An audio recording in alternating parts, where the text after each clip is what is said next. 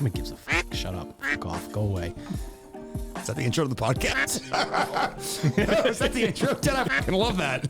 Set the tone. I'm sorry. I'm tired. What's up?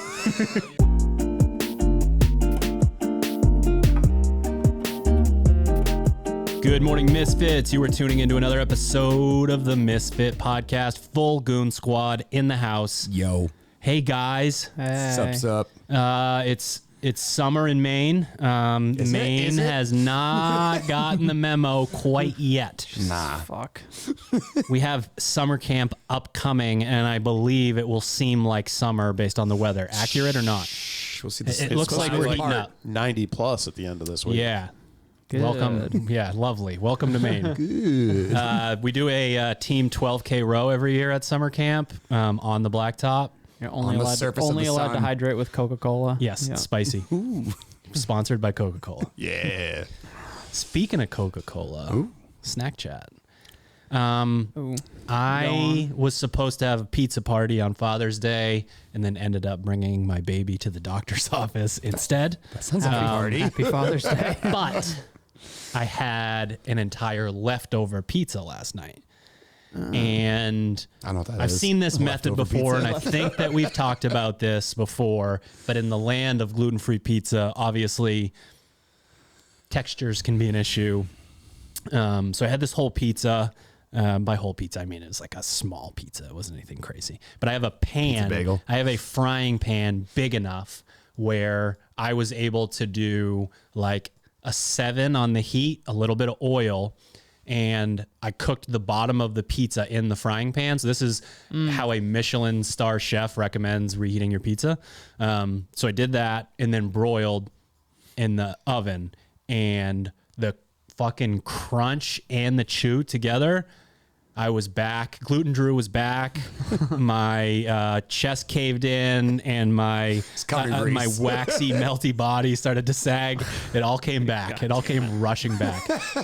So my snack chat is my amazing pizza. And if you're ever going to reheat a slice of pizza or something like that, do the bottom in a frying pan, just a little bit of oil, and then put it under the broiler. It is a fucking game changer. Still really confused with this leftover pizza concept. I ate one of them when I got home, but it was like 9 p.m. and then my sleep score was negative 2,000. Is that good? Yeah. I'm more of a cold pizza guy myself, but if you're in a pinch and you don't want to do all that, a toaster oven works pretty good too. Because Air fryer works well too. Yeah. I mean, A lot more control with the stovetop followed by the broiler. I think. you do. Yeah.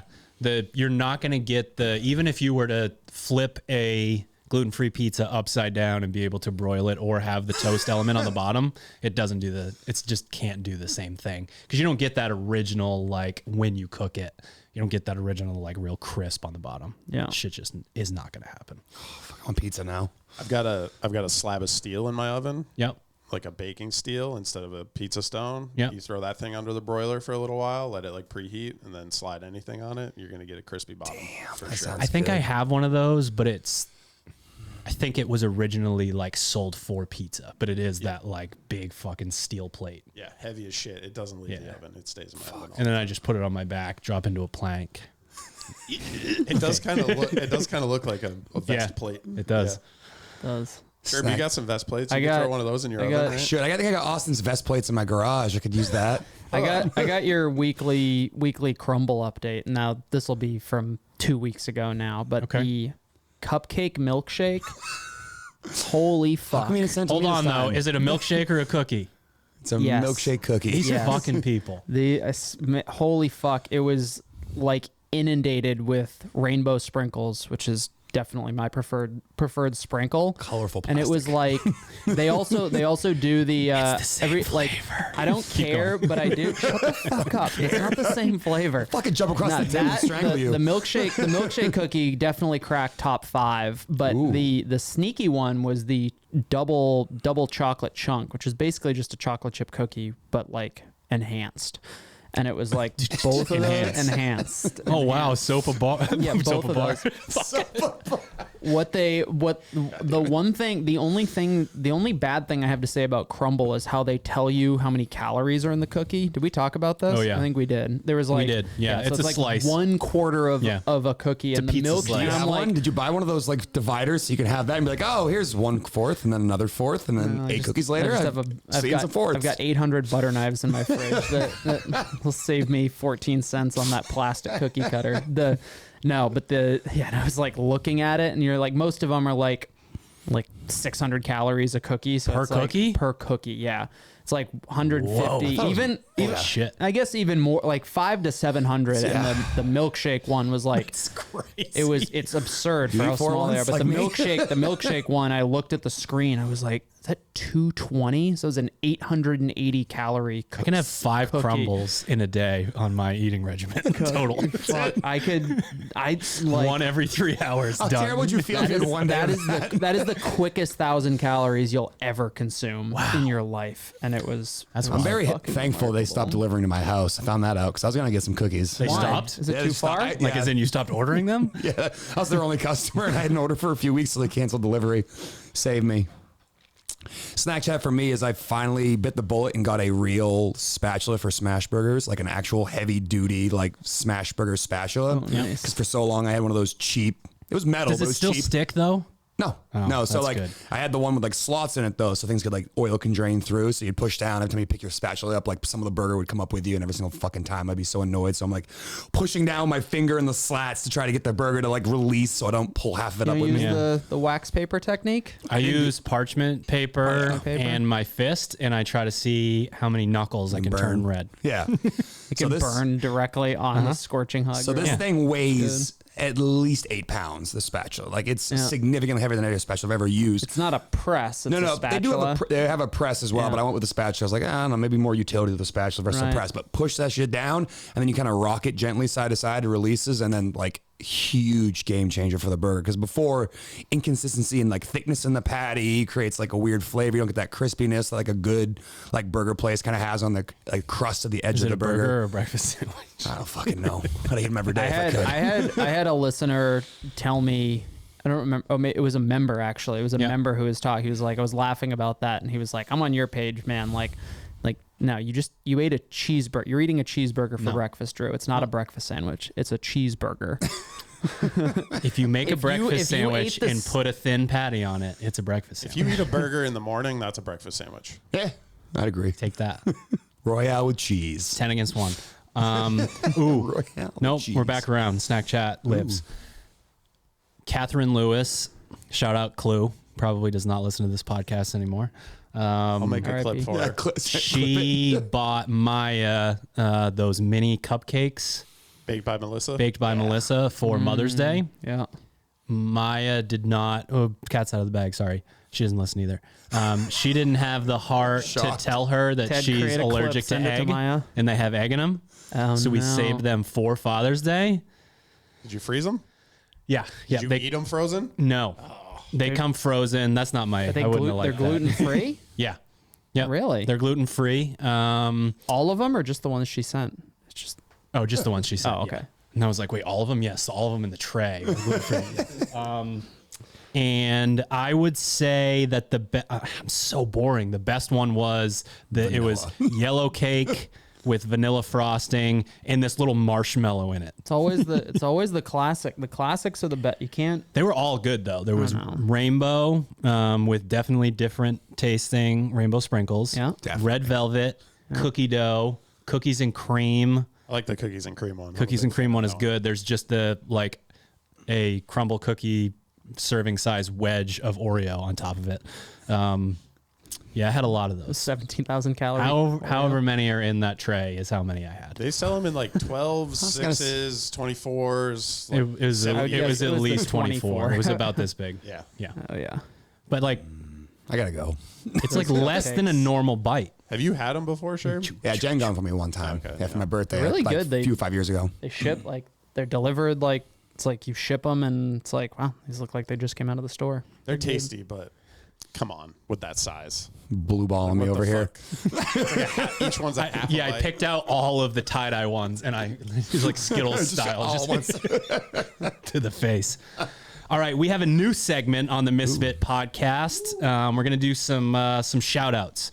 We get a lot of DMs from people, and we thought it was high time to sort of give them praise on the podcast itself and not just sort of respond and yuck it up on social media. So number one, shout out to Ryan Marino. Ryan is a coach at CrossFit Steeltown CrossFit, not sure of the naming convention. Happy first Father's Day. It is also my first Father's Day. I spent it at the doctor's office. It was awesome, but shout out, longtime listener. And another message, pretty fucking cool, from Kane Lounsbury. Does that sound right? Hey, I recently graduated Army Ranger School, and I used the Hatchet program to prepare. I started following it back in November and did it until I went to school in February. I witnessed firsthand the beauty of how CrossFit, and more specifically your programming, translates to literally any physical task in life. People around me were sucking under the weight of their rucks. That's what it said. I but love my legs, I I was like, you're laughing at me. But my legs felt almost invincible. So many people market military specific training programs, but you guys may have created one of the best ones without even trying to. So thank you. I look forward to sticking with you guys this year and seeing what I can accomplish. I know, Hunter, you have a little bit more context for what this means coming from the military, but I had a handful of friends attempt to pull this off, after high school, and were unable to, and sort of came back with the quote unquote war stories of like how crazy it was and what they had to do. And, people getting kicked out on the day of graduation because they were limping, like just crazy stuff. So, I mean, I think just like to be like, I have not gone to Ranger school. I've had a few friends who did and graduate. That's part of, at least it was at one point for Army officers. Army infantry officers will go through Ranger school, or at least some of them. I'm not totally sure, but I think just like putting context for listeners, like the requirements of the military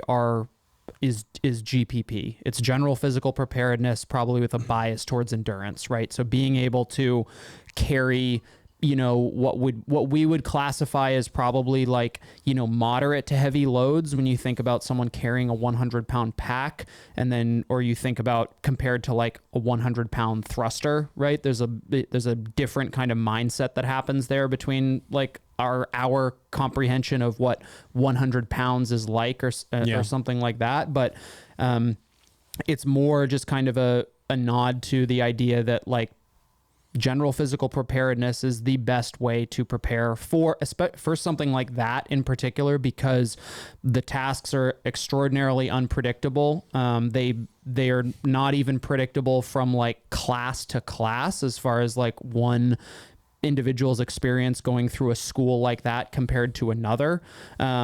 There is a whole shitload of unpredictability that a candidate has to go through with respect to like not knowing how long they might be walking, as simple as that. Like the people kind of joke about Castro and everybody remembers like the 5K run. Hey, turn around and go do that. That's a very real thing that happens. It's like, hey, you're going to put this on. It's 2 a.m. You can't see. You're going to walk that way until I get tired, sort of thing. Yeah. And it's like, and you get to the truck and it's like, awesome.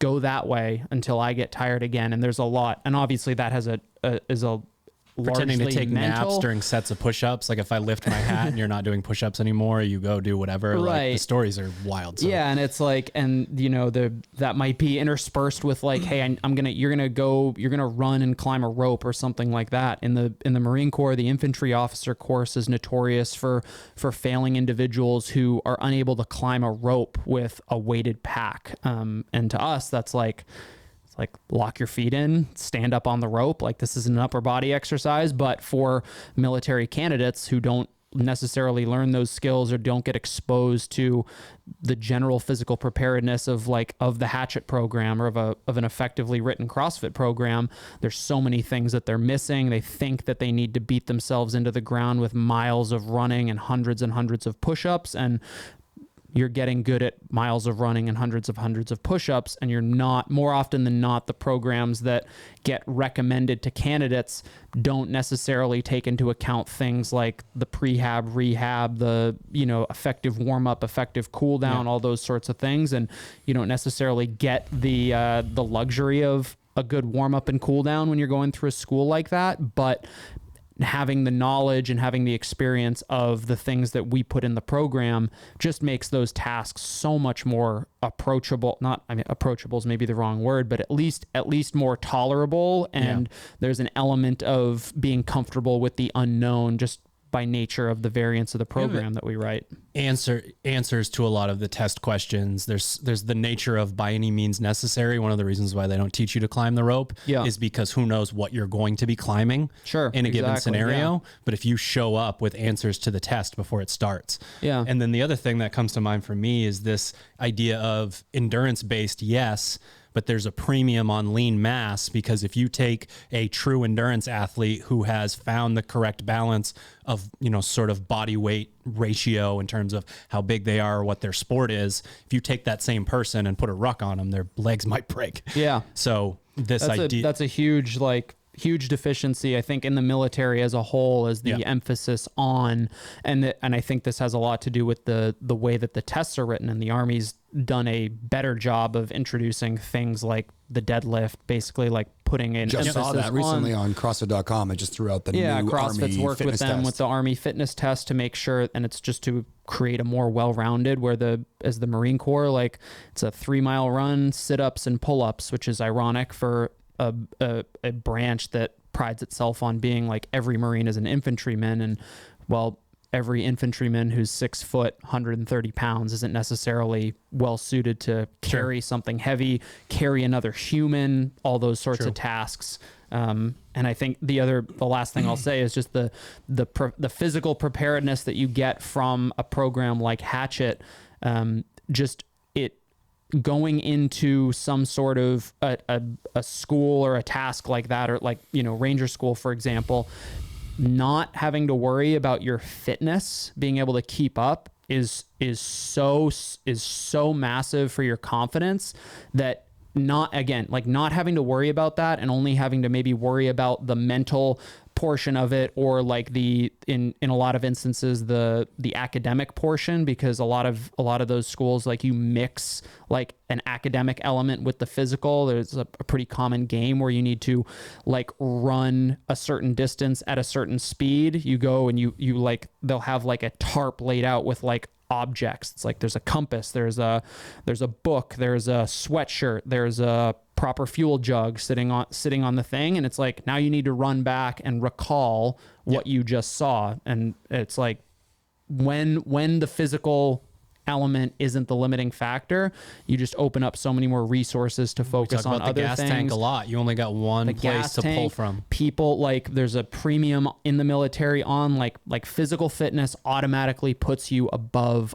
people who are not, regardless of your, you know, you can certainly bury yourself with a bad personality, a bad attitude, poor leadership, those sorts of things. But at least at baseline, if you show up and have a high level of physical fitness, you're not somebody people have to worry about. You're somebody that people start to look up to for, like, you know, when things are hard, this person is less fatigued than somebody else.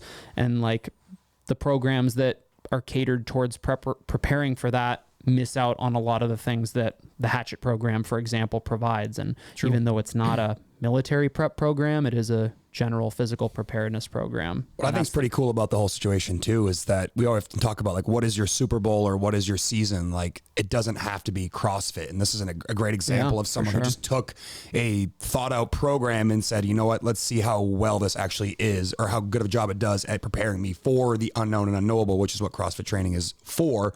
They are doing potentially what someone would say is a sport specific to CrossFit, the sport of CrossFit, but it's still lending itself, because it's well-rounded, to being good at something like that, which I think is really cool. Because if some people think if they, you know, aren't trying to train in the sport of CrossFit, that Misfit Athletics isn't for them. And like, this is a perfect example of someone who needed to improve their physical fitness to excel at their job, or just to be a healthier, happier person. And this being a different Super Bowl, but also helping them. So, you know, potentially what he is doing is showing other people the way of, like, hey, if you are someone who's considering a career in the military and you know, want to make sure you're the best capable person. And, you know, based on your experience, having that leg up by being physically fit, like this is a great example of like how you can use our programming, even if you don't use CrossFit as like or the sport of CrossFit as like the main driver behind why you were trying to get fit. I think it's a pretty cool story. So shout out to Kane. That's pretty fucking awesome. That's awesome. Yeah, very cool. If you would like a shout out on the Misfit podcast, just hit us up on social or in Discord. We really just want to hear how you guys are doing on the program. You know, we all individually get DMs about this stuff. You know, I've been following for this long and I had this PR or whatever it is. So we would love to hear from you guys and talk about it a little bit on the podcast. All right. We actually have quite a segue from how we were able to help segue. Look up how to spell Segway. It's fucked up. It's not the Dean Cain mobile. Segway. Did he die on a Segway? I don't know. Can you look that up, Ted? Did the guy who invented the Segway die on a Segway? Jump in the Grand Canyon. He thought he was going to be able to like jump all the buses and he just fell straight off. Straight down. Went like one car length. The person that invented the Segway is not dead. Oh, fuck. The accident that killed a man, his name was Jimmy Hesselden. He was the former owner of the parent company Segway. And how did he die? Ran over by a He Segway. fell off a cliff riding his Segway. Oh, okay. Just All jump right. in the Grand Canyon. So I just assumed it was the inventor The guy. founder of Segway jumped the Grand Canyon, died. And that's The owner of the company that owned Segway died riding a Segway, falling off a cliff. Fuck, I made that shit up. I think that was real. Stranger than fiction. That's That's what happens when you live near cliffs. The That is cliff was true. near his home. That's what you get for building your house on a cliff. Yeah, take that. Bro, you're kind of near a cliff. What's that? Where you're at, you're kind of near a cliff. That giant house on Don't your buy street. a Segway. I won't buy a Segway. That would have to be quite the off-road Segway to get through those trees and down. that shit You going just end 90. up with a branch through my Go skull. Wilbur on a Segway. All right, today's podcast: engines win championships. If that's the truth, then how do you build one? GHDs. GHD sit-ups, You need more of them. That's the missing element. Yeah. muscle-ups, and GHDs. Yeah. Sign me up. All right, Ted. Thank you for tuning in to another episode of the Misfit podcast. All right. So, how to build an engine. We are going to take you guys through how we would think about this. There is sort of an iterative process. We're going to use a lot of the Misfit terminology in terms of how we program. If you're a longtime listener, you know all about athlete IQ. If you are a follower of the Misfit Athletics program, you're going to know what some of these things mean. Part of our job, the three of us, is to monitor each other in using language that is specific to Misfit Athletics without explaining what it means. Can we handle that? Maybe. Okay. Maybe. All right. I like to make up words, So, we typically approach this from a sort of step one place, and people typically aren't, I think it's important to say people typically aren't starting at zero, right? They're coming in with some sort of baseline. They have history within the sport of CrossFit, within monostructural work, within the type of Metcon that has monostructural work, etc. But this is typically where we start. We try to get athletes to understand the different elements of monostructural work, to understand the difference between the machines, definitely the difference between supporting your body weight by sitting on a seat versus having to go run, or being able to use your body weight, you know, standing still on a ski erg. So to get started, I want to talk a little bit about the 4 elements that we use, just in terms of categories when it comes to monostructural work. The first one is power output work that we refer to as, you know, send work at Misfit Athletics. It's the type of stuff where you're either doing a full send, a send, or a controlled send, right? This like 5-second to maybe a minute, somewhere in that range, where an athlete is truly trying to find out what they have for power output. And then as we make our way up, can you repeat as you're going through these things? don't recommend the 1 minute send. It's not a fun time. It's not really a send. It's more of the but controlled it still lives in that category, especially the nuance there would be when you are on a rower or you're on a skier, there is recovery time, right? So our ability to go for a little bit longer has a whole lot to do with that. And the fact that we are able to use more musculature on something like a rower, as opposed to you go all out on a C2 bike for a minute, you're going to find something out about yourself and your legs. Category number 2, widely would be referred to as more of the anaerobic side of things. We call it build work at Misfit Athletics. And you're looking at intervals where an athlete can really push far beyond the total duration of the work. So if we were really simple about it and we were giving you like 5 rounds of 2 minutes on, 2 minutes off, we are saying the absolute slowest you would go would be still faster than the product. So 10 minutes total. This is a place where an athlete is probably going to, as they develop, be able to break a few more eggs to make an omelet, right? We're going to take a few more chances. We are going to reach, we are going to push ourselves, obviously not trying to go in and ruin your workout. We have aerobic work. Aerobic work is still going to be thought of in the way that we do build, just in the sense of it's this many rounds of this amount of time or distance or calories on. So very interval based. The pacing instructions that we typically have with this type of work are more along the lines of like, I want an athlete to be positive that they're going to hit their splits. Like good day, bad day, somewhere in between. Like, yeah, if we were testing, I could hold a 147. I'm holding a 150 today. I want to see nice, clean data from my athletes when it comes to aerobic work, especially when we are further away from a competition. The further away we are, the more time we have for linear progression, for an iterative process, for our body to develop musculature, for our nervous system to get used to load and volume and all that stuff. So I really want athletes to be able to settle in for this. Doesn't mean it should be easy, but it should be the type of thing where I can hold this. I would rather have an athlete go a little bit slower than too fast in this.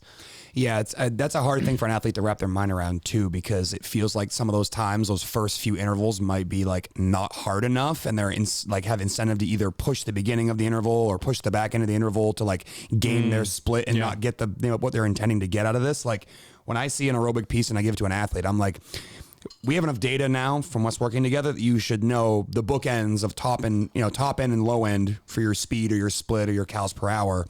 You need to live in those parameters, and your goal is, like you just said, is to iteratively march a little bit faster and a little bit faster and a little bit faster. Not within one session, unless there's potential for negative splits, or if I think that's a goal that you need to have for yourself just based on your physiology and how you're training. But for the most part, it's like I want to see how hard you can go consistently without one interval dramatically impacting the next. And for a lot of athletes, the hard part there is being calculated with how deliberate you are in your pace and not using things like going hard at the beginning or hard at the end to gamify that, because there are plenty of people who can put up, these really pretty negative splits, but that's because they're sprinting the last 150 meters. They're pushing the last little bit of the interval, and that's really not the game here. That is letting your ego get in the way of your actual progress, which is being deliberate and realizing that like it doesn't matter what my 2K repeats on the C2 bike are like relative to Hunter. They matter to what I was doing last month when I was doing C2 repeats. What he and I compare about is just like, did you try hard? Yeah, I tried hard. This is what I thought was the hardest part. It shouldn't be like, I did 5 seconds better in my aerobic split. It's like sort of like percentage work. It's very personal to you, and it doesn't really matter what that does for someone else. I have a very recent example that I think is exactly what you're talking about. So we had a lot of people have a little PTSD when I bring this up. AMRAP 7654567 on the C2 bike. Obviously an aerobic piece. And one of the tricks, she's actually given this to me in an affiliate class as what she calls the Carroll method. So you're on the C2 bike, you are starting to fall below pace. You're maybe you've got a minute left in a 7-minute interval. She puts the damper on 10 and she stands up and she drives her pace back down. And she's fit enough in that, sort of domain, those muscle fibers, she's able to recover and then go again. The problem is she is showing off something that she has already developed and sacrificing the fact that she can't stay between 85 and 90 RPMs and maintain her pace through the end of an interval. So recently she is essentially stopped doing that. And I think a lot of it has been the permission of me saying in her notes, I want you to be positive that you can hold this pace. This isn't like so-and-so held this. I really want to be within a few seconds. No, this is, I know for a fact that I will hold this pace throughout the entire piece. Then she was able to do that. And part of the momentum of the iterative process is confidence. Like knowing like, okay, this is getting a little bit better. This is getting a little bit better. You not believing that you can accomplish something when you have the localized muscle fatigue of the C2 bike it's a really tough pill to swallow. Well, it's weird because the ambition to try to catch someone is a thing that you'd want in a competitive athlete. You want them to have that, like that thing in the back of their mind that's like, hey, you can drive to be better, drive to be better. The problem is when it poisons you to do things that are against what you actually need to be working on. And that's the conversation that, like, you know, I've had with athletes and something I've actually done for myself, because the rower is one of my favorite machines to be on when it's short and kind of nasty and I can do the intervals over and over again. But I was classically doing that exact same thing inside my pieces. Like I would go hard in the beginning, settle in the middle, go hard at the end, have great splits. And at the end, someone's like, oh, that's a really awesome splits. And that like gives you like that little like a dopamine hit. It doesn't make you fitter though. That's the problem. No, it's like, it's nice and fleeting in the moment, but it's not actually allowing you to improve the thing that you are supposed to be improving on when you are doing that piece. It's giving you the opportunity to like show off and get, you know, that attention, which feels good in the moment, but then leaves you kind of hollow at the end of the season when you still are bad at that one thing you didn't fix over the last, 6 to 9 months. Oh, I got something. Well, you got your fourth one? Yeah, fourth one is just going to be the what's soon going to be called MF2 work, Maffetone work, Zone 2 work, putting in the time essentially at these like sub intensity. It's low intensity. If done correctly, it's low intensity work where we're putting in sessions anywhere from like 40 minutes to like 2 hours of basically spending time below that threshold, developing the ability to clear waste in a real magnifying glass on what happens to our physiology when we take the time to develop these 4 pathways independent of each other. It's the one that is sort of newest within the community, especially in terms of adoption. And when that happens and it's, at least 25% of what could build your engine and no one's doing it, that's when you can give it to someone and have them buy in and go from, 20th at semifinals to 20th at the CrossFit Games in one off season because they spent 2 to 4 hours a week doing this sort of thing. So if you believe in Zone 2 and it's worked for you, you need to adopt that mindset for what the difference is between Zone 2, aerobic, build, and send. We need to know what the difference. If we blur the lines between all of these, we are going to be able to show off our current capacity and not develop a new one. I think that's the part of the key takeaway for listeners is that all we just said was what we're doing is training your energy systems. These are known energy systems that everybody has. How well each of them is tuned is defined by, your training, obviously your training age. And a lot of it has to do with genetics. And that's not to say that you can't improve one or the other. It's just to say that some athletes are, built more towards being comfortable with one than the other. Drew, you're obviously a super explosive athlete, taking a lot of time to train like the long, slow energy system versus somebody else. We've got at least a few members. I guess you're maybe on the other side of it. Side of it, slow twitch man, being a little bit more comfortable at, relatively higher paces for longer periods, but that gap isn't maybe as wide. The upper end output isn't as high. And what if you were to go into a lab and do some thorough blood testing, respiratory testing, all those sorts of things where you find out your lactate threshold, your anaerobic, your aerobic threshold, where your fat max kind of zone is, you would find that they're very different. And to your point, it's like, that's the percentage work, right? It's like, that's where when we say this is kind of what we're after, it has to be personalized to you enough that you understand what kind of energy system we're training, because that is like the foundation that we build upon in CrossFit. Because once we start to increase the number of variables, things like, you know, ranges of motion, mobility limitations, actual capacity within movements, when we're talking about sport specific stuff, like this becomes more blurry. But with the machine work, we have more control. We have a lot more control over the variables. We have more control over what we can manipulate internally within the physiology of an athlete.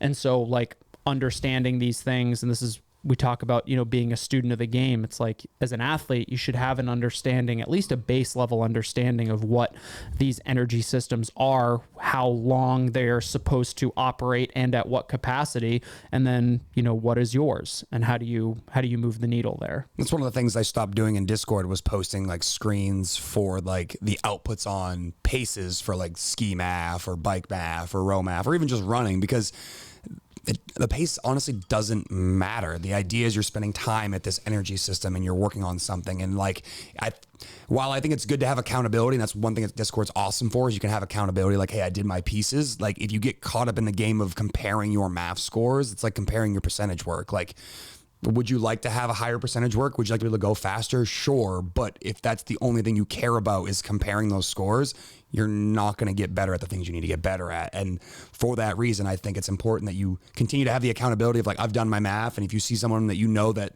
you know, needs that math work and isn't doing it, you can call them out on it. But like this comparing of scores or screens, or I can go 220 watts on the C2 bike for 45 minutes. It's like, awesome, man.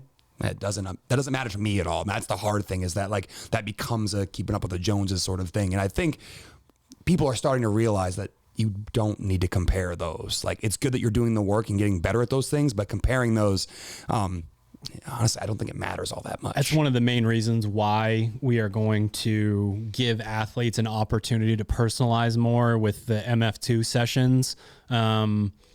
So using you as an example, Sherb has an elephant heart, and Not an elephant brain. Never forget. Fuck. True. The elephant goldfish. So he is not able to have a high enough heart rate in terms of it actually meaning that he should be 180 minus his age. Now, the other thing that's very unique is you can get your heart rate to what doing CrossFit? Like a real nasty The most terrible thing is like 170 beats a minute. Like, I'm dying. Your max heart rate is 170? Like, I wear this thing and I've compared it to my chest strap to see how close they are. They're within 5 beats of each other at all times. Yeah. And the highest number I've seen on there is 172. Hunter, do you have a normal answer to this? What's your max heart rate? I remember finishing or doing high 180s at your age, probably. A very like maximal. Like I've seen 200. Yep. Whether or not that was real or not, but I do remember doing the 5K row. We were doing the class workout, and I was curious. I was looking at my heart rate, and I was at like 181 for like the last 10 minutes of the whole thing, and I was like, so let's say Hunter has a true 190 max heart rate, but he's never seen higher than 180 on a C2 bike. He would then subtract another 10 from that, because of the localized muscle fatigue. So he would have a heart rate range on the C2 bike that is different than the rower, that is different potentially than the ski erg. Now, here's what's great about this. It will still essentially say keep your heart rate between 170 minus your age and 180 minus your age. But there are opportunities as you fine tune to make this more personalized and have way more to do with that. So there's a pretty good chance that yours probably should be like 160 to 170 minus your age, something in that That's range. actually what I've been using recently. So I've been trying to hit a good math once per week. I hit either a long run or I do a mixed math, just keep it, some variety at this point in the season. And that's my new like compass there, is I try to stay between like 126 and like 136, which for a lot of people is like, that seems like a recovery pace. And for some people that is a recovery pace, but for me, that what I say feels when I compare notes for other people, like ask them how they're feeling in their thing, knowing that like the comparison game is, double-edged sword.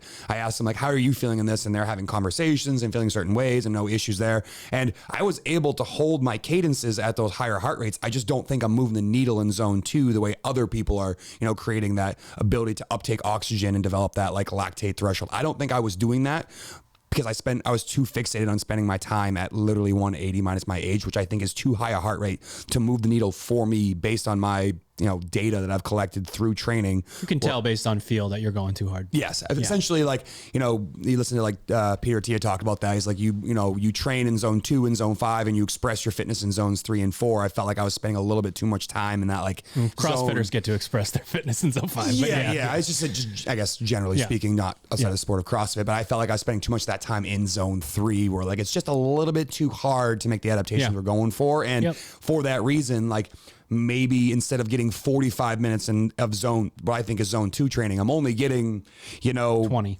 minutes there and the other 20 minutes are in that too high of a zone. And it's just not beneficial for me to try to move the needle in the way I'm trying to move the needle. Yeah. Just a quick break to shout out our show sponsors. This is the absolute best way to support the podcast. If you like the content that we do, head to these places, use the codes, and the number one way that you can do that is by heading to misfitathletics.com. All this stuff that we're talking about right now is available at misfitathletics.com, all the way from someone just trying to do well in the open to the CrossFit Games. We do a pretty good job of keeping you together, tied together as a community, especially through the Discord. And you can get a 2-week free trial at misfitathletics.com. And then obviously we talk about our personal exposure to this stuff, and we are all on the Team Misfit affiliate programming. So if you're an affiliate owner, head to teammisfit.com, get a free sample, get into the community, get signed up for your gym. And then if you're an affiliate member, go bug your head coach, your owner, whoever it needs to, and head to teammisfit.com. Ladies, the word on the street is our new pants are the shit. My wife doesn't like to throw out a lot of compliments, specifically when it comes to garments. She's really, really picky about what she wears. And oftentimes in the past, I'm like, I'll bring you home a Misfit shirt. And she's like, that's great. I'll support your company, hon, but I'll wear the shirt every 15th Wednesday. These pants, I've literally seen her wear 15 times in the last month. And this is something she's had for one single month. And again, she is not someone to wear something she does not like. The feedback from the community is the pants are stretchy, they are comfortable, they stay in place. You're not worrying about your gear, because who the fuck wants to worry about your gear when you're trying to train hard and look good? You can head to sharpentheaxecode.com, use your favorite athlete code to get yourself a pair of those Nova pants. Fuck, that's a good pitch. I might go get some myself. You'd look nice in them. I do. I would. Make sure you get some toilet paper to wrap the bulge. What? I mean, accentuate for sure. the bulge. Accentuate. Lastly, we are brought to you by Proper Fuel. Head to properfuel.co. Use the code word Misfit to save on your first order. Ted will make that code live for sure. Use any word to save.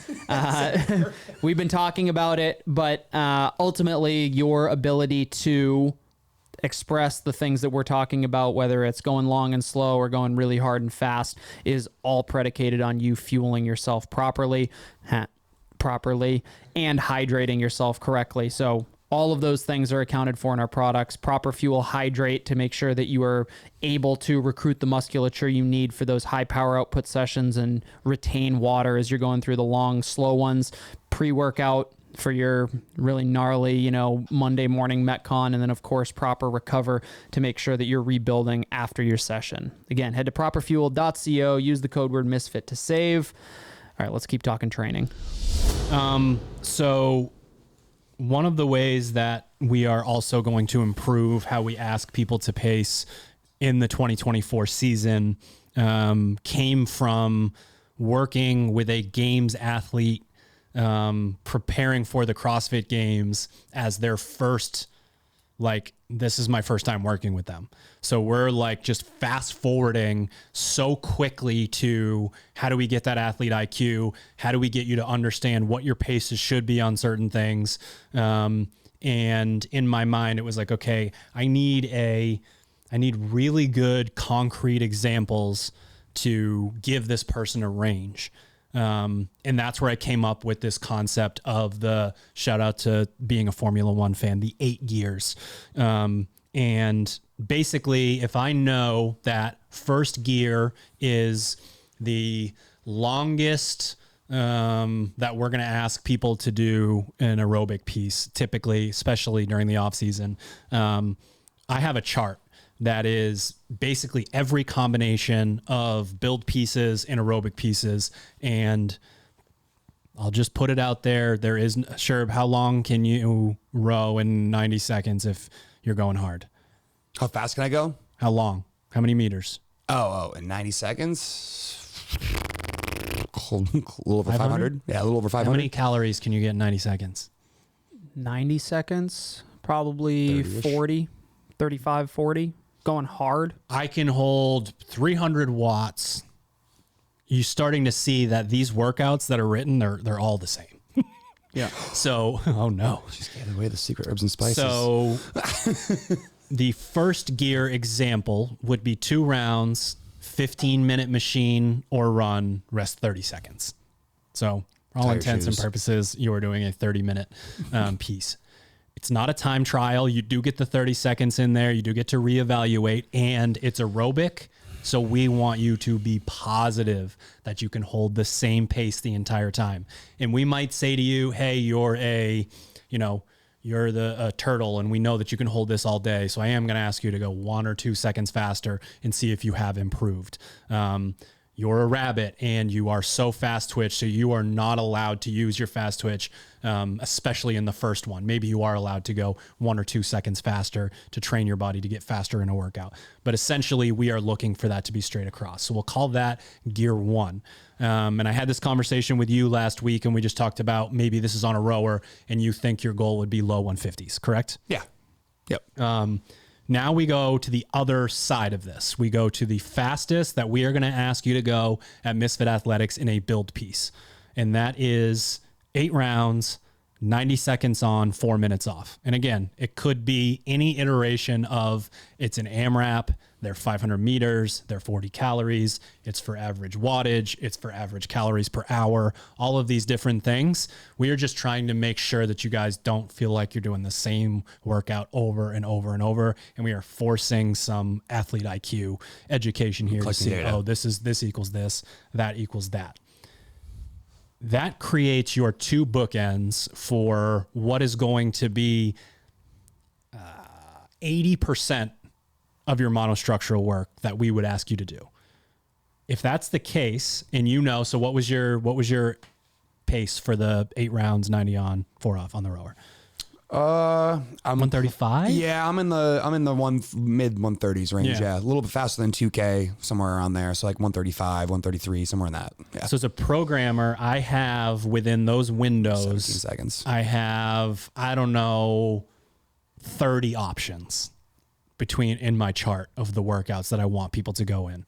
But we only have a range of 16 seconds in terms of your split per 500.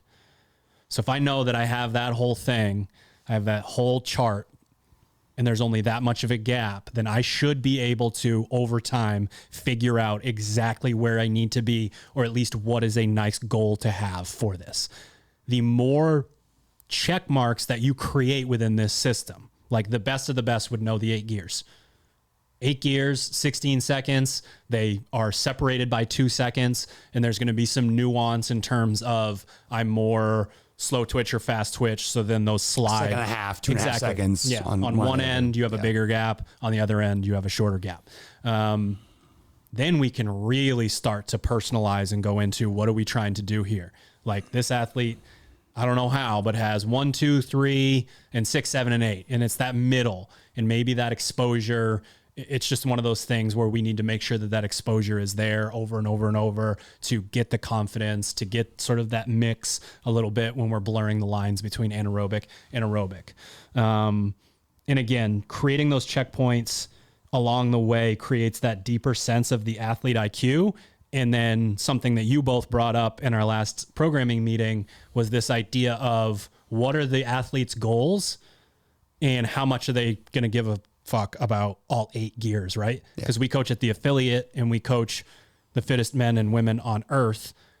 Can we create a culture at the gym where people do know first gear and eighth gear? Can we create hatchet athletes that know 1, 5, and 8 in games athletes that know 2, 4, 6, 8 or all of them? You know, that sort of thing. So I think that's really important because, again, you're not going to, at that level, do enough workouts to know or care what those gears are. Whereas at the elite level, you're going to need to at least know, I would say, 50% of those. Sometimes it's just a matter of like too much information, right? Because I've got athletes and I'm looking in their sheets and it's like their 10K split, their 10K average split based on their, you know, their phase 0 testing stuff is faster than their 5K. And I'm like, how the fuck are you going twice as long and faster? And a lot of that just has to do with like when it was done, obviously plenty of factors that play into the day, but sometimes having too much information makes it difficult to like distill like the correct decision, or maybe it's just overwhelming to the point where it's just like, I'm just going to get after it. And sometimes having less information is better. At least makes it easier to fill in the blank. Yeah, and I don't think it's our job to tell you how invested to be in your own fitness journey, but there are people who come to us looking to advance in the sport of CrossFit and who want to know like what is the lowest hanging fruit. And for a lot of them, it's learning more about what you have already cultivated and knowing how to appropriately apply each one of those bits of information you've gained over your whatever your training age is, and knowing how to use that to your advantage, and knowing when it's fine to be at a 142 and when it's smarter to be at a 144, and how much they interfere, like how much different that would feel if you approached your 13-minute AMRAP holding a 144 for each one of your rows versus if you did it at 142, and what that means for your transition time, your skill level, your repeatability, you know, how much time you're working versus how much time you're resting. Essentially, what we're trying to do with all this information is to give you more ammunition so that you go into your training pieces and you really just squeeze as much juice out of that orange as possible. You're not left wondering, could I have gotten a little more from that? Or why am I behind so-and-so that we were, you know, side by side 6 months ago? And it might be something as simple as like they pay more close attention to this type of stuff versus what you do, which is go in and work really hard every single day. And we're not taking that away from you, but you come back the following day and you spend some of your sessions figuring stuff out again, where this other person has developed confidence through knowledge that they're getting all they can from every single piece that they do. I had one athlete this year do 7 bitch work pieces a week for the entire off season.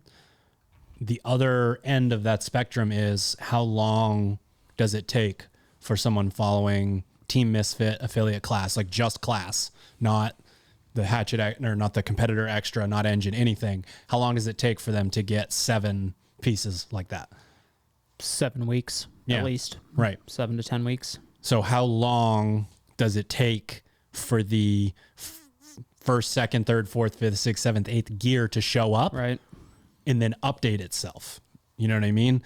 There's just too many variables to throw in and have it be part of their vocabulary. Basically, you're saying like, what's the fastest we're going to ask you to go? What's the slowest we're going to ask you to go? Stay within those parameters, update them yearly or something like that. And I think that can be helpful. I think it's important to call out that even though I'm asking you to, again, maybe you're doing 8 by 500 meter row, rest 4 minutes. You should pretend like I asked you to do every workout that I just listed, because the Concept 2 machines give you the ability to hit units and get a shitload of information. So rather than waiting for us to say, what is your average calories per hour? How many did you get in this window? What is your average wattage? What was your pace versus how many meters it was? You can write all of those things down from one workout. Obviously, comparatively in Discord, we want you to go in and say the metric that we asked for. Or, you know, you put that into Fitter so it shows up on the leaderboard. But at the end of the day, you get all of that information like right off the bat. Write all of it down, put it somewhere, realize that eighth gear is a 132 and 2,500 calories per hour and 400 watts, whatever it is. Make sure that you know all of those things, because the same workout's going to come up again, you know, cat's out of the bag on that.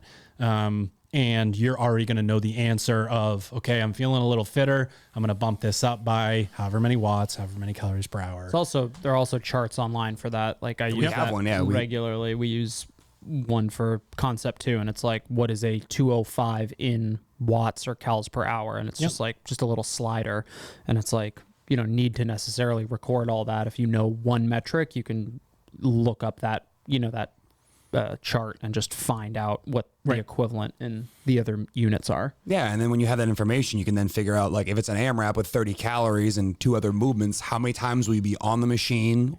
How many times you're on the machine dictates how long you're going, what kind of pace that is. And now not only are we getting better at, monostructural pieces, we're now able to take that information and start to put it forward into more aptly how you get tests. Now, semifinals this year had a good amount of machines in it. So, hey, great. You do a lot of bench work. You have a pretty good perspective on how to go on those machines. But eventually the goal is to be able to take that information and extrapolate that outward into more things that you do. And that type of math and those type of charts can give you really good insight to, like, hey, if you're holding a 148, that's 13.6 calories a minute. The workout calls for 25 calories a minute. You're going to be done in just under 2 minutes every single time. It's a 13-minute AMRAP. You're going to be on the machine 4 times. Again, it helps you inform how you approach a piece, which is, something we went through yesterday with a class piece that had roughly 1K of biking in it per round. And we knew based on the time domain of it that we were going to be roughly 50 watts higher on our average than we were when we did a piece about 6 months ago that was 20 minutes, just based simply on the fact that there's this many rounds and this much time spent on the bike, and having perspective from a former training piece that even though the stimulus is different, we have bookends again to work with, and we can go, all right, here's how we adjust to make sure that we get done this workout and we don't leave it going. Either we stood around too much because we went too hard, or we went too easy and both of us got done the workout and we're like, I wasn't so great of a piece. When is it okay for an athlete to take a chance in these pieces in terms of build and aerobic? Like if we are trying to overreach, we are trying to, again, use linear progression. When is it okay for an athlete to look at a piece and say, I'm going to set a new 8th gear? I would say maybe if just an instance would be if you've done enough of those training pieces to know that the pace that you are looks like you're being told to hold or you're like supposed to hold is not accurate.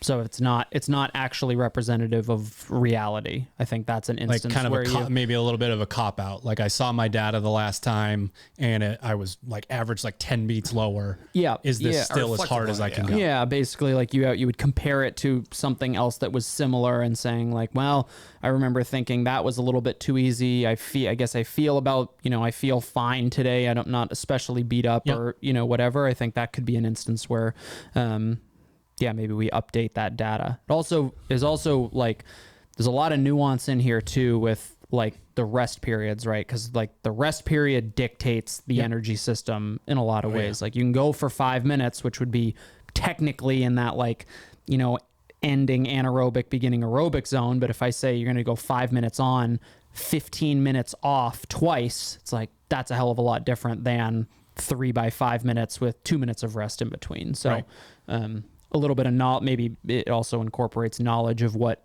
the piece is asking for. Yeah, the two filters I think about at first, what are the pacing instructions? When I give an athlete a reach pace, I often will give them the ability to like reach a bit further or maybe update their notes so they know how to approach that. And the second thing is, whether you have a coach or you don't have a coach, you start to recognize the trends like you just described, and you start to realize that you might lean one direction or another. And then if there's a bias, like you like short piece and a long piece comes up, and every single time you have, a score that you get done with and you're like, you know what, I probably could have gone a little bit faster. Like then you say, all right, I've seen enough of your longer build pieces here. I need you to reach a little bit higher, just based on the fact that I have enough data points now that I recognize that, you tell me these pieces aren't that bad, or you feel like you could have gone harder, or you're wondering why the gap exists there. Like, all right, now let's see how far that out. So like pacing instructions and like the athlete's own physical bias helps me inform like when to tell them to push a little bit harder, maybe collect new data points versus like, hey, no, if it's actually something you're not good at, let's just be consistent here.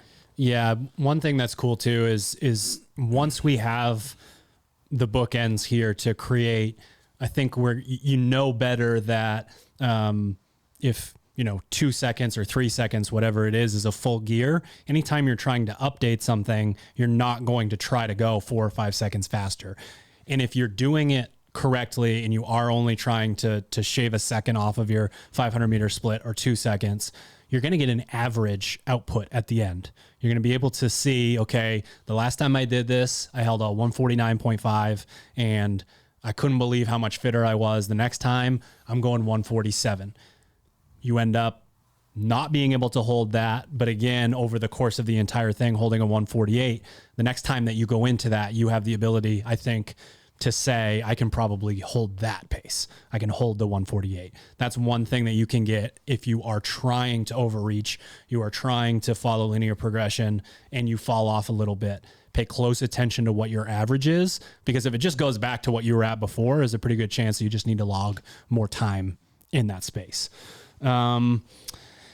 What should data look like for each of these? And by data, we've already sort of addressed the fact that we need clean splits. We are looking for basically the same thing across the entire piece. If there are instructions in there otherwise, they're probably just something like go a tiny bit faster, or maybe take a chance at the beginning and see what happens. But we do want clean data in terms of, like, coaches love the erg screen that says like 129, 129, 129, 129, 129. That way we know we got out of this piece what we were trying to get. Aside from that, we have heart rate monitors, which can be extremely helpful for all of this stuff. When it comes to build pieces, we essentially are looking for, actually, I'm going to go backwards. Aerobic pieces, zone 2 pieces, we are looking for the same pace, pace across. Punch the microphone. But if we look at your heart rate graph or whatever window you're working in, your heart rate is gradually increasing as the pace stays the same. When we go to a build piece, we are just condensing those windows down each time, and you should be able to have a trend line that eventually takes you up that same level that you have. And I will explain what I mean by that. So if we condense that window down, that means that your first 90 seconds should, start wherever you start, you're at 150 beats per minute pretty quickly. And then it trends up to maybe like 170, 175. It should drop down. And then as we go into the next one, the graph should look similar, but it should go to a little bit higher and then a little bit higher and a little bit higher. You're going to know, if you're settling into a 4-minute window build piece and your heart rate gets up to 95 to 100% right at the beginning, that you are in for it. You're either in for sort of just a disappointing trajectory of the workout, or you better have your head screwed on straight if you think you're going to hold that pace. It does happen sometimes. Well, also something you could recognize too is like that could point to other things in your life that are impacting your ability to train at the level you want to train. That could tell you very quickly, are you sleeping enough? Are you getting enough hydration? Yes, if you're overlaying two graphs from similar workouts, and they're way different. Yeah. Yeah. So we should be able to go in and again see these things. The increased heart rate at the same pace, but at a gradual, increase, so that we know that this is sustainable as we're either going through one, or if they're shorter windows, the entire thing. Yeah. Did that make sense? Yeah. Yep. I need a nice little Instagram graphic for my brain, but neato. All right. So I'm going to skip ahead. Step 2 is we're doing CrossFit here. Like, how do we translate this to CrossFit? We don't get, we don't have all of a sudden some heads up display that tells us your heart rate is at this and you are doing 2 toes to bar per 9 seconds. Apple's working on it. Just exactly. Is there a bridge? You guys have the notes already. Is there a bridge between taking a rower? Got the answer? Yeah, it's in and it's getting in getting into CrossFit. Yeah, I mean, the one thing you were describing is like using your heart rate as one metric for how you feel and how things are going. But like what a high level competitor does, at least the ones that I work with and I ask them to do, is like try to create connections between like where your head went and where your, core temperature went up and like how you felt during the piece. Like basically diving a little bit deeper than like, I see a screen, it says 155, heart rate says 170, erase it, go on to the next thing. It's like, nah, like take a minute to talk about, or write down, or at least just go through the mental steps of like, all right, I was good for the first 90 seconds. And then at 90 seconds, this happened. And then I noticed my breathing took a sharp uptick at 2.5 minutes. That means that I knew that by the 3-minute 30-minute mark, I was in trouble. Like, you start to just basically ponder on the data a bit more and try to elucidate. I think that's the word. Maybe. I don't know. It is a word. Or distill the information you can that takes more than just like a glance at a screen to kind of figure out. So basically, spending more time in reflection can help you draw parallels between things that have screens and things that don't have screens. For me, especially on aerobic and build pieces, your aerobic and anaerobic stuff, and like the middle kind of duration, not so much the super explosive stuff. One thing that I like to tell athletes is it's like my halfway point check. We were running in class the other day. It was actually basically 400-meter run repeats with 2-to-1 rest. So kind of a very classic build style piece where athletes can go pretty hard. You're going to go for, 7 to 10 rounds. And what I'll tell them is like, hey, basically we have a route where the halfway point is fairly obvious. And it was like, hey, you guys know that halfway point? Well, if your legs feel like they're feeling super heavy, like well before that point, you're going too fast. If you get on the back stretch, the last like 100 meters, you pass that halfway point and your legs don't feel very heavy yet, like you could uptick, you went too slow. So you're trying to basically, based on the feel, and what that feel is your body running out of energy, right? And like a 400-meter run is about as easy of a feeling as you get. The first 100, 200 meters feel good, and then you get to that 250, 300 meter mark, and you're like, oh boy, like and then you sprint because you are not aerobically efficient. Keep going. Yes, correct. So the whole podcast. But it's the point there is that like, because you don't have that data, you don't have that heads up display when you're doing thrusters and burpees, you have to rely on feel. And the halfway point thing for me in a lot of instances is like, hey, at the halfway marker, you got to check in with yourself. If you're already in the hurt locker in this, like, you went too fast, and maybe it's not too late to slow yourself down just enough to survive the rest of it. Or you're at the halfway point, you feel good. It's like, okay, well, you need to then either pick up your pace or more intentionally, hold this pace and be prepared for a strong finish. So it's when we're translating from machines to the sport specific, a lot of it, in my opinion, is based on feel. You can feel when your energy systems are draining, when, blood sugar, glucose is no longer fueling you, and you kind of hit that bonk feeling. It's like all of those feelings are physiological processes that you just have to recognize and try to, translate into what's happening. Yeah. So both of you explained in pretty good detail what we're looking for when it comes to delving into step 2. I believe the bridge is running, and you alluded to it a little bit. Mm-hmm. I believe the bridge between the two, if you are to stay within your body and out of your head and actually use your energy systems without stressing yourself out, you cannot run and stare at your watch. You need to be able to run and think about your breathing and think about your cadence and think about whether you're stomping your heel or you're tippy-toeing around. Like, you need to know those things while you're running. And you have the ability to still check in. And I really feel like that is the perfect place for athletes to start to have almost like training wheels when it comes to, I am doing this workout based on feel. Because at the end of the day, you are going to be put into some pretty crazy situations as a CrossFit competitor. And if you don't understand both the tricks that your mind's going to play on you and then the accurate warning signs, you're going to have a huge problem. And what I mean by that is when you're doing one of the pieces that we've been talking about this whole podcast, and you have serious fluctuations in your pace, those are warning signs. That is a serious problem. You're doing the like, vroom, vroom, vroom, vroom, oh God, and then doing that over and over and over and up and down. That is a serious warning sign. But the other side of it is, this hurts so fucking bad, I can't do this. And a minute later, you're still doing it. And 2 minutes later, you're still doing it. And 3 minutes later, you're still doing it. And if you know what is truly a warning sign and basically what your end range is, what you've asked of yourself, what you've pushed, these things like a localized muscle fatigue on a C2 bike or a sled push or any of these monostructural pieces where we're really just going into this hurt locker, you're staying in the high 90 percentile, in terms of your heart rate. That's when you can know that you're going into a workout and yeah, this is bad, but I know exactly what this feels like. I've done it before, and yeah, I am doing thrusters or front squats or lunges or whatever variation. I know that I can keep going. It feels like I can't. My body doesn't want me to anymore. My body's much more concerned with me living longer than it is. It does not know what CrossFit is.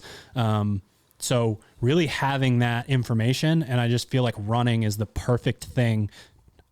I did not understand my own personal energy systems until going through training for like half marathon type stuff, where you are really picking off each piece and understanding what it truly feels like with, again, some training wheels of being like, okay, I'm trying to hit it on this time. How close was I?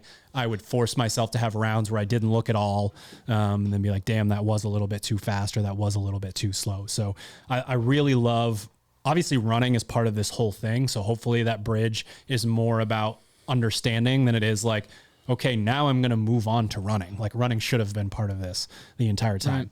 Right. But knowing what that stuff feels like and then translating that into the CrossFit realm is what is going to make or break. I know athletes that go to the CrossFit Games most years that could probably hang with endurance athletes, real endurance athletes on a run or a bike ride or whatever. And if I had to guess, even though they're holding these ungodly paces, they're probably spending a lot of time at a heart rate of like between 160 and 170. I see them in round one of CrossFit workouts regularly in the mid 180s. And they're the same athletes that don't sort of live up to what people refer to as their potential. They go out there and they're like, I'm a beast. I can go harder than other people. And they just stomp the gas pedal. And it's like, how is this still happening? So you need to be able to carry those things over. You need to be able to have like the data for a CrossFit workout on a heart rate monitor is pretty erratic. Mm-hmm. It is kind of all over the place, but you can go in and draw a trend line. You can say, I started here, I ended here. If that is straight, a nice straight line, and so, it dips up and it dips under, in terms of what your actual data was, you can get a look at 20-minute bike piece, 20-minute triplet with, varying, it's got a little bit of midline, a little bit of upper body, a little bit of lower body, very cardio based piece. You can start to see, damn, I really am starting out too hot or too easy, or I fall apart halfway or whatever it is. Yeah, go ahead, Hunter. You got to learn what the equivalent of your 9-minute mile is in the CrossFit context, right? Like part of it is challenging. It's hard. And like every movement, going back to you and I yesterday, we were talking about like the bike. It was, biking, bar muscle ups, biking, and then single kettlebell cleans, from affiliate class. And it was like, I remember I did the first bike, did my bar muscle ups, got back on the bike, and I was like, whoo, like a little out of breath, like metabolically demanding movement, bar muscle ups, you get right back on the bike. It was basically, 10 seconds of rest, get off the bike. The next time I do 20 single arm kettlebell cleans, much more muscular, not nearly as much metabolic demand. And by the time I got back to the bike, if I had to guess what my heart rate graph looked like, it started to taper back down. And it was like, okay, turns out that movement doesn't necessarily do a whole lot to my heart rate. And based on my experience, I know that I can actually get the bike back up to that initial pace that I was at. And you learn how to fluctuate your pace in the workout given the movements, because everybody has a movement in CrossFit. They're just like, what's the big deal? Like, what do you mean box jumps are hard for you? And I'm like, I'm gonna fucking kill myself if I have to do more than 10 at a time. How long was that workout yesterday? 13 minutes. It's 13 minutes long. What was your bike pace? We were around 400, slightly less, 400 watts. 400 watts. Slightly less is kind of it wore on. What could you hold for 13 minutes straight? Do you know? If you had to guess. Man, it's been a minute since I've done a 10-minute test. It's upper threes. I think it's upper threes, but probably not. So the insinuation not in this example is that the things that you're doing outside of the bike are easier for you than the actual bike itself. Exactly. In a lot of CrossFit workouts, the insinuation is the exact opposite. And that's probably why you fell into that trap a little bit. So you know that, like, I always felt that way about Helen. I never got done Helen and thought I ran hard enough, aside from that first one where you just go take off. Just go for it, yeah. So when you're looking at that, you're saying, okay, Hunter knows he can hold 375 watts for 13 minutes, but the other movements are thrusters and chest to bar pull-ups. Yeah. That's when you have to know, is that 200 watts now? Is that 250? But again, we have context with the machine, and that's another bridge to going into something with no data at all, that it's all based on feel. It's not the bike anymore. It's burpee box jump overs. Okay, what does that mean? What does my pace look like? That has to be based on feel, on movement efficiency, things like that. Right. Yeah, and I think both of us updated our pacing in the second round, even though, you know, at that point you're only 2.5, 3 minutes into the workout, realizing that like you can actually push the bike a bit harder after the kettlebell cleans, because they didn't feel that hard, and you knew that maybe you could do a little bit less ahead of the bar muscle up. Or basically keep your bar muscle up pace the way you started, and said, all right, the bike after the kettlebell cleans, I can go a little bit harder, because I felt the same way. The bar muscle was very dynamic, the cleans were not, and you know the movements that aren't dynamic allow me to recover, which means I can push the bike left. So then when I coach that class later in the day, I'm going to athletes of varying capacities. I mean, like, hey, I know you need to bike harder. This is going to be a workout where you don't bike hard enough, and you get done, and you and I know and you know you need to bike harder to get a good workout here. And then other people, it's like, oh, wait. I've seen enough workouts where you do the first round in 15 seconds. Applebee's, take it down a notch. I've seen you do a minute 15 round. I know that's not sustainable for you for more than a 1 minute and 15 seconds. Right. So let's go this direction. So like, yeah. So basically, as the coach in this situation, instead of the athlete, you can then personalize further. So like, we could have a piece that for the 8 athletes that I work with, have different instructions for every single athlete based on what they need. Hey, I want your round to be your fastest round to be your middle round. I want your fastest round to be your first round. I want your fastest round to be your last round. And that's all based on how they perform in pieces, and like what's surrounding the workouts and what's been surrounding their training, and essentially what their goals are. And it's just really cool to see that, like, for an 8-round workout like you just described here, the 8 rounds, 90 seconds of machining or running with 4 minutes rest, there are an infinite amount of combinations for an athlete based on what they need to be better at. And it's just recognizing like trends and patterns and where you potentially have the most room to grow as an athlete. I think our like cardio stimulus workouts are the best bridge from taking machine data to CrossFit. And we've done that. We've had tests like that.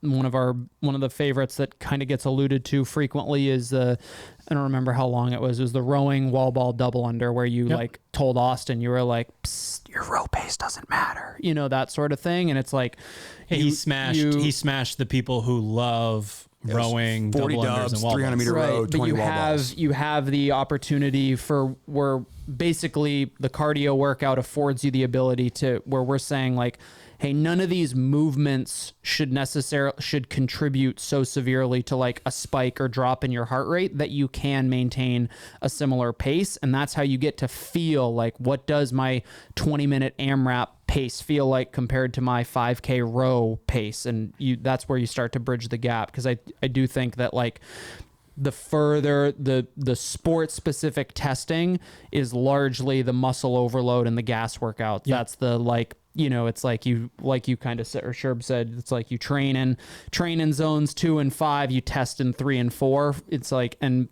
the open and quarterfinals oftentimes do that, not exclusively, but there's a reason, CrossFit. You end up averaging that because you have to stand around, because you have to break up sets, because there's transitions. Yeah. And like the methodology is like, live life in couplets and triplets, go, mostly short and medium, occasionally go long. And that's kind of how the sport is. Yeah. I think we'll give sort of one more element here for the, semifinals and games hopefuls. If you are going to create that bridge and start to execute on, this is what this feels like, this is what I'm capable of within CrossFit workouts, and then breaking that down further into specific movements, you have to take a shitload of notes. You have to either write down how you felt in the workout, how different movements affected each other, how sets of a specific movement affected itself, and so on, or talk to people about it. I find that the groups of athletes that get done the workout and really debrief have the ability to learn from each other and really bank it into memory to get there. And then Hunter alluded to a little bit, just this idea of the three types of workouts that we program on our website. The cardio workout is we want even splits the entire workout. We want, smooth, unbroken movements for the most part in a workout like that with really quick transitions.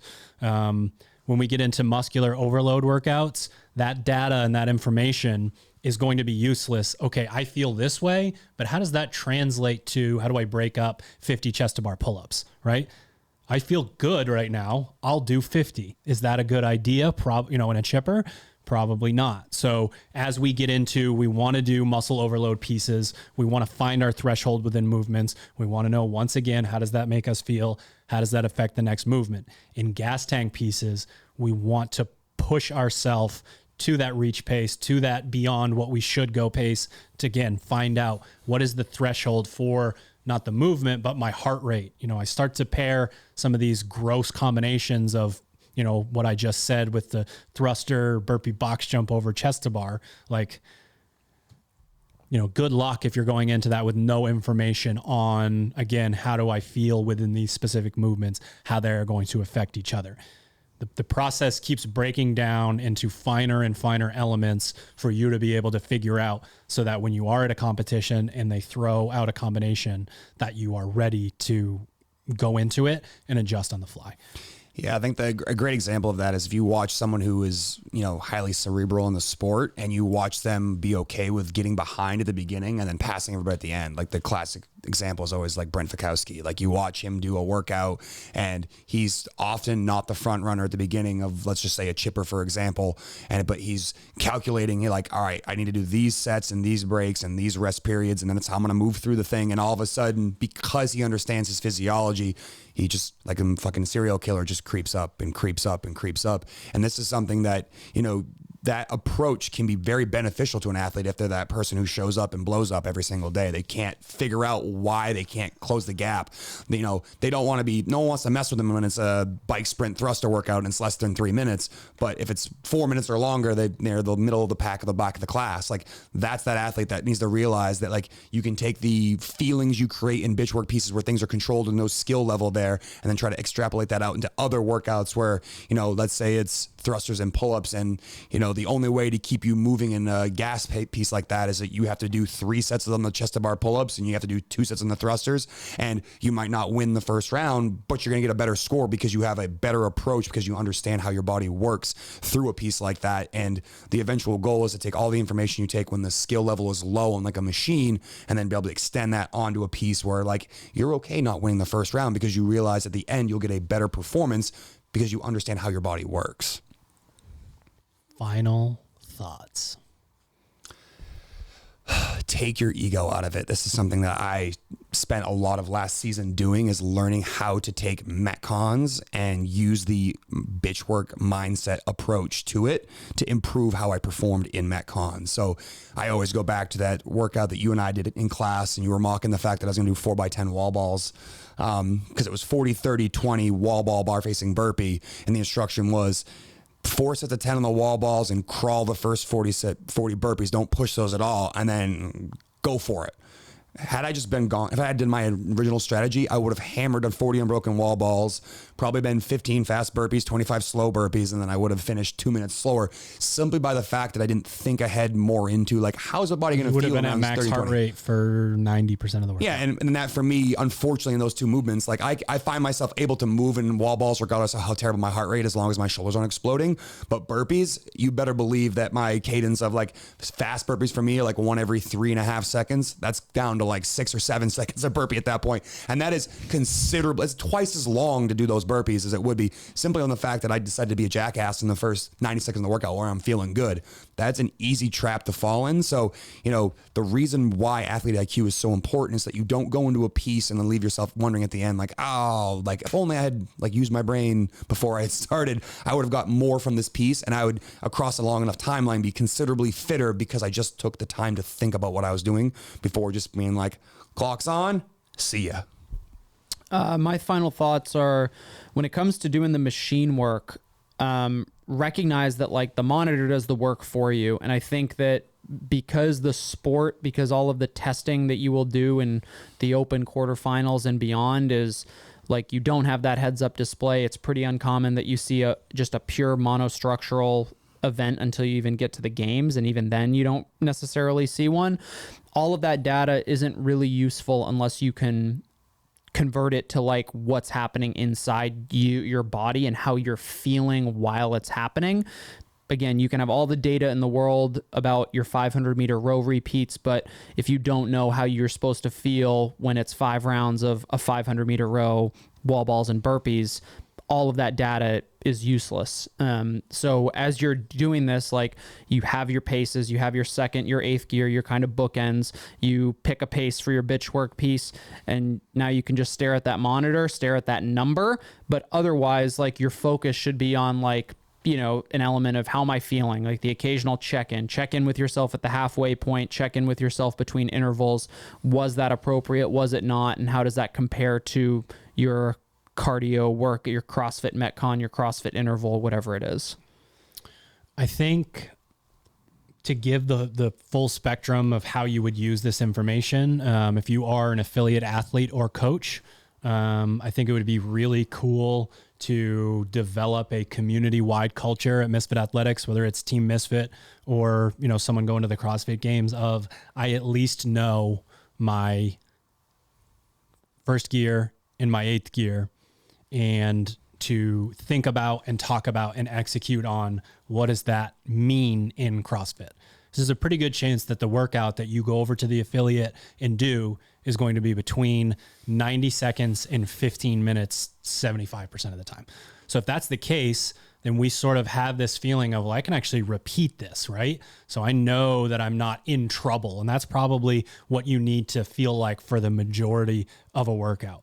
And again, to iterate on, I want to compete in quarterfinals, I probably need to know, you know, a window that's in the 8 to 10 minute mark.